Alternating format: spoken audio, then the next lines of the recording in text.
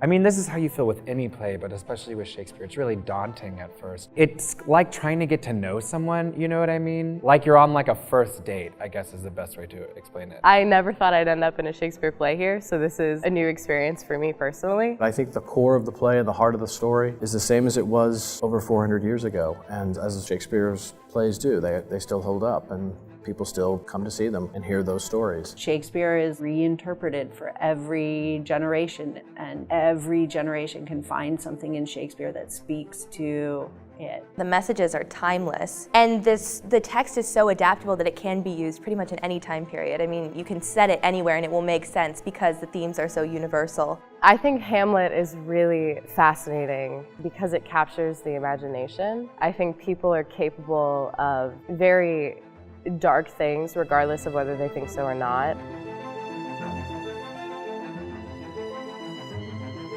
Since we opened Shanklin Theater with a production of Hamlet, our marketing director, Charlotte Cowden, proposed that that would be a good way for us to celebrate in the 50th anniversary. We should do another production of Hamlet. Because it is one of Shakespeare's longest plays, we cut about an hour and a half out of the script. We spent 2 full weeks. The director and text coach and we just talked about, what's the story that we want to tell here. And we're all trying to do the director's vision. It's not my vision, and it's not the actor's vision. It's the vision of the play that the director and all the people involved in the play. We had an initial meeting with the director, John David Lutz, and he had very specific ideas on that he wanted to set it in Denmark in 1937 because it's before World War II and it was a neutral place. That was a time in Denmark where I liked what the king would be wearing. He would be in formal military garb with medals on his chest and all that kind of thing. I just liked that look.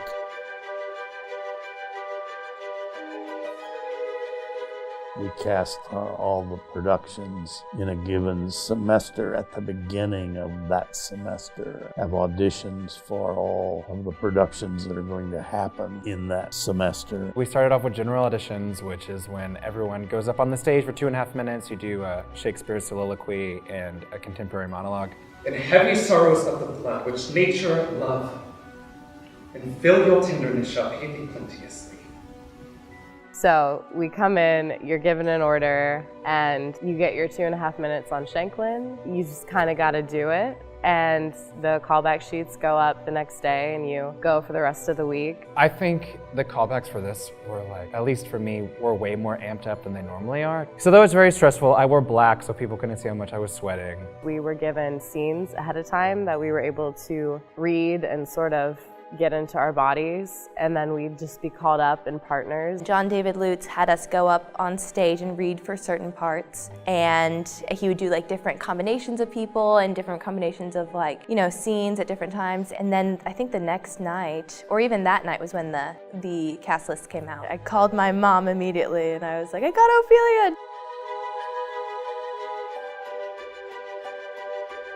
Well, I think when you decide to do a play like Hamlet, the challenge is already there. So the students had to begin early, and we spent several weeks before we ever got in the rehearsal space working with all the actors and working with the language. I find a lot of difficulty with the language of it, and sitting down with Christy Ward, who was our dialect coach and text coach, she really, really helped in sort of fleshing out what those words meant. We meet right at this very table, and the actors sit and we go through the whole script. Everything an actor says is gone through this table. That I, with wings as swift as meditation, or the thoughts of love may sweep to my revenge.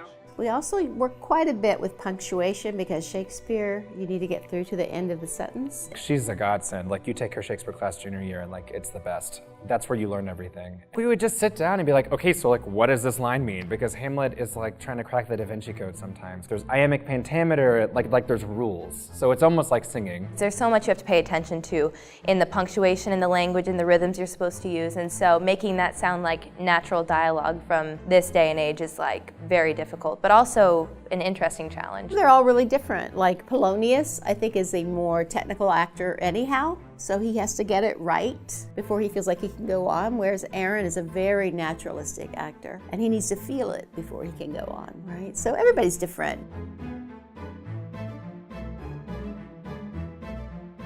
Well, it was also Charlotte Cowden's idea that we should bring back Brent Langdon, who played Hamlet in 1990, and so we went about seeing if that would work, and he agreed. That gave us a good way to have a really strong Claudius. It's been really interesting working with Brent, who's an alum, and exciting to sort of see his perspective and how he works, knowing that he's been out for a long time. I was offered the part by John David Lutz, who directed me in 1990. I actually got involved in fight direction when I was a student here at UE. Was lucky to choreograph the fights when I played Hamlet, and then my senior year in Romeo and Juliet. It's great to work with people who are fairly new to the process. Some are, some aren't. You know, and whether you are or you're not, it's just great for this company's been really excited and really kind of just been game for anything. I mean, it's been a lot of fun. I love fight choreography and stuff, especially when it's new. I've never even touched a rapier before, which is what we're using for fencing. And Brent's so great at his job.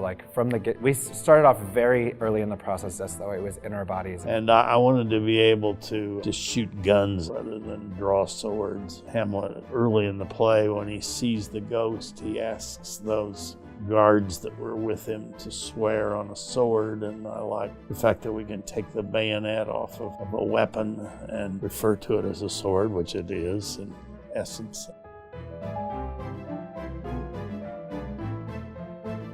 The costumes are amazing. I'm working in the costume shop this semester, and I actually built a pair of pants, which I'm disgustingly proud of. They're beautiful. They're really awesome. I love the time period it's set in, so all the gowns and everything, and I know they worked super hard on them. Patty McCrory is brilliant. So yeah, it's been really awesome to get to play dress up in them for a bit. Well, we start with doing research, visual research. So I collect images and boards, and I had an associate designer who was doing the same thing. One thing that was particular to this production is we decided the college men would go be in blazers, and they were in rowing blazers with emblems that signified their college. So Laertes had La Sorbonne in Paris was his emblem, and everybody else goes to Wittenberg in Germany. I think one of them, the first one I think about is Claudius in his regalia, where he has a military uniform underneath and this cloak on top that has a lot of medals and gold and rosettes and giant ribbons, and that was really great. And for Gertrude, she had a burgundy velvet that was beaded, and it looked great on her. My clothings particularly are very form-fitting, and that in itself I think is a really, really big challenge, to physically become comfortable with this very form-fitting kind of sexy look that Patty McCrory designed. It's like Game of Thrones meets World War II. At least that's in my opinion. I don't know. Patty would probably roll over in her grave if I said that. But we're all in these furs, and I'm not. I'm a schoolboy, so I look like jailbait. But but everyone else I think is gonna look dope and sweat a bunch on that stage. We kept the play within the play Elizabethan and had a Spanish cartwheel farthingale, that you could have a picnic on it. It's so wide. There's a certain confidence that comes with putting on a costume. As soon as they see another person in costume, it helps them actually talk to that person, which is ultimately, I think, what's the most interesting part of any given scene. What's happening between the actors? What's happening between the characters?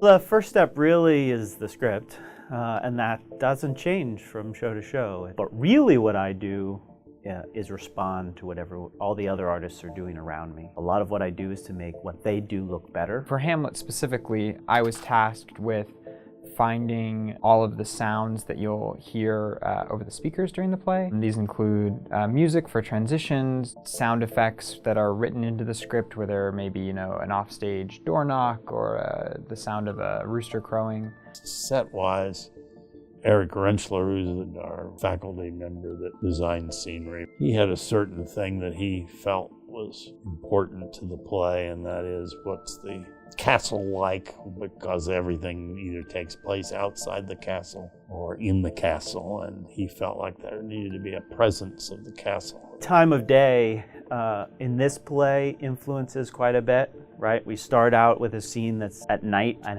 is fairly mood enhancing. So we use a lot more saturate colors in those scenes. If you fast forward all the way to, say, the burial scene of Ophelia, that's a bright, sunny day, which in a lot of ways helps us contrast how down the mood is. And then also I work pretty closely with Mr. Bulmetis, who's the lighting designer, in order, particularly throughout this tech rehearsal process, he and I are pretty much in constant dialogue about, oh, what are you doing for this moment? Oh, I'm have this big drum thing. Okay, cool. I'll build a light cue that sort of reflects that. Or, just working out the timing of, to go from this scene to this scene, I've got a cue that lasts 7 seconds. Okay, then I'll, build a light cue that fades in 7 seconds, things like that. There's a lot of timpani and kettle drum that really drive the transitions, which is something Mr. Lutz was interested from the beginning, is having sounds that indicate we're no longer in a scene and also help keep the pace of the story. Or be nothing more.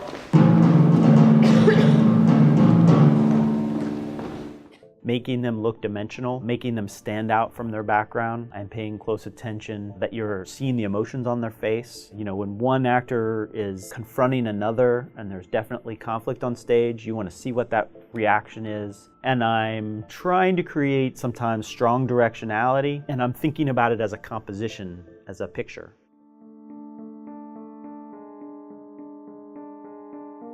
I think the most important part of the ghost is the impact, obviously, that he has on Hamlet. But the ghost is also the one who says to Hamlet, remember me. Adieu, remember me.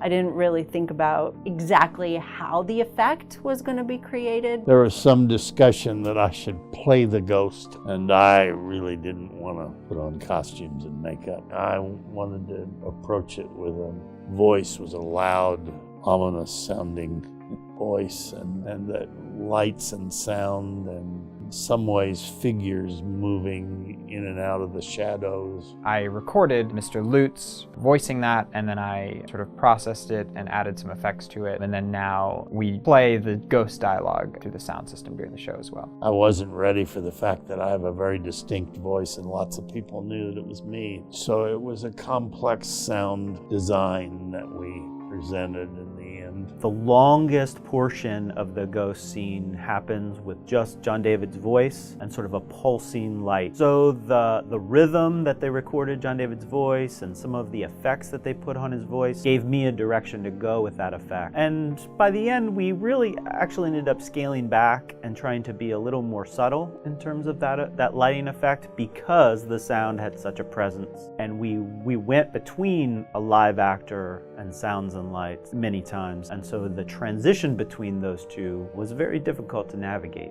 We tried these ghosts using bubble wrap and saran wrap, and it was really eerie, but we'd had the shape wrong, and it was pretty labor intensive to do. So we saw it late in the process and realized that it wasn't going to work and we needed to do something else. So that was a real fast turnaround. That, we made the ghosts be just long muslin robes. Because we invited the ghost into this space with the first production in Shakeland Theater, there's a real feeling that that ghost has not only stayed, but also gotten bigger over the last 50 years. Well, it takes a long time to put together a production. And it takes an even longer time when it involves the complexity of the language in a Shakespearean play. I think starting out the rehearsal process was a little bit slow, just strictly because it's the time to memorize your lines and figure out the blocking. And because things are so segmented, not everybody is in the room at the same time. We have what's called a designer run.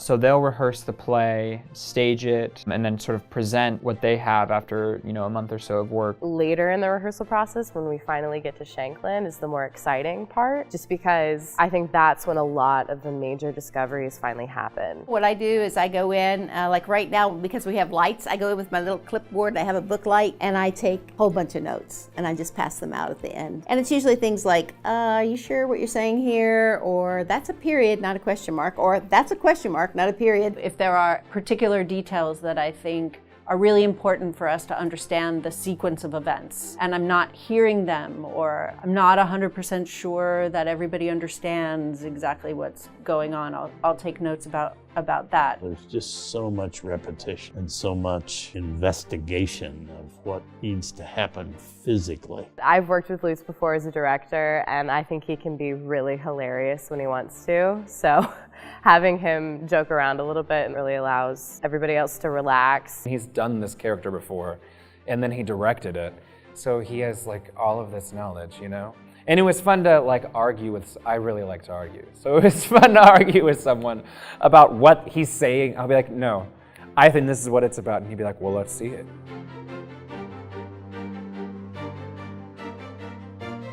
I had a director once tell me that, the greatest director of Shakespeare you'll ever have is Shakespeare himself. I mean, he talks to you and directs you through his text. And if you just listen to that and trust him, he'll do the work for you. And you just have to be honest and be in the moment and breathe and tell the story. He'll do the rest.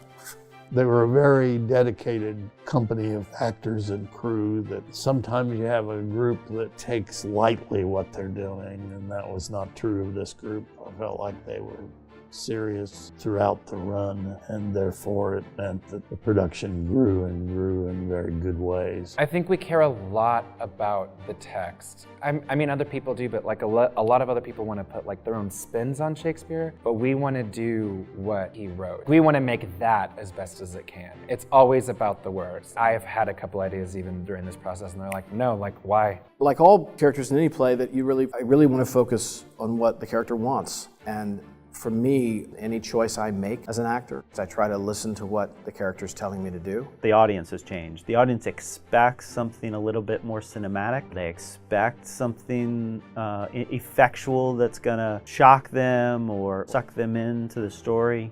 And in our situation in live theater, it's about the actor. So a lot of times as designers and technicians, we have to make sure that the actor and the word and the story is coming across. I think we're continually told over our careers here to tell the story and just to focus on that. And there's a big emphasis on a focus of the other person that you're working with. And I think those connections kind of is what knits a UET production